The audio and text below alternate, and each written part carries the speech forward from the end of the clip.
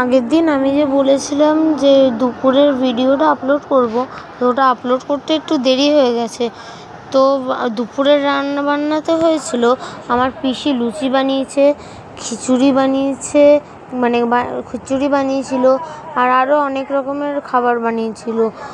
এগুলো দেখে তো আমার খুব খিদে পাচ্ছিল, কিন্তু গোপালকে না দিয়ে খেতেও পারতাম না। তো এগুলোর ভিডিও করে করে খিচুড়ি, পিসি খিচুড়িও বানিয়েছিল, পিসি ঠাম্মি সবাই মিলে গোপালের জন্য অনেক রকম রান্না বান্না করেছে। সঙ্গে পিঠেও ছিল। আর আমাদের গোপাল নরম নরম খাবার খেতে খুবই ভালোবাসে, তাই জন্য এই গোপালের জন্য বেশিরভাগ খাবারই নরম বানানো হয়েছিল। পিঠেটা তো দেখে খুবই সুস্বাদু লাগছে। আমার বাবা আবার তালের কেক বানিয়েছিল গোপালের জন্য। গোপালের তো জন্মদিনে কেক খাওয়ার ইচ্ছে হয়, তো তালের কেক তো গোপালের জন্য বানানো হয়েছিল তালের কেক। আমি বাবাকে বলেছিলাম তালের কেকের মধ্যে যদি একটু ক্যাডবেরি দেওয়া হতো তাহলে আরও ভালো লাগতো।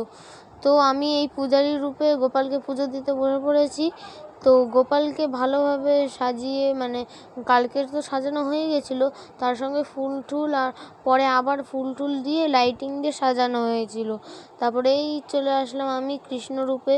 গোপালকে বা আমি কৃষ্ণকে পুজো দেওয়া একটুখানি শুনতে আজব লাগছে, কিন্তু আমার ভালোই লাগছিলো কৃষ্ণ সেজে কৃষ্ণকে পুজো দিতে।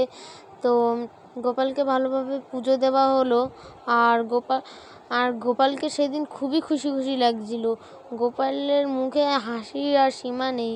গোপালকে পুজো দিয়ে সব কিছু দেখিয়ে গোপালকে ক্যাডবেরিও দেওয়া হয়েছে গোপালের কোলে। ক্যাডবেরিটা কোথায় রাখবে তাই গোপালের কোলে দেওয়া হয়েছে। ক্যাডবেরির সঙ্গে গোপালকে মাখনও দেওয়া হয়েছিল। গোপালের জন্মাষ্টমী খুবই ভালো গেছে।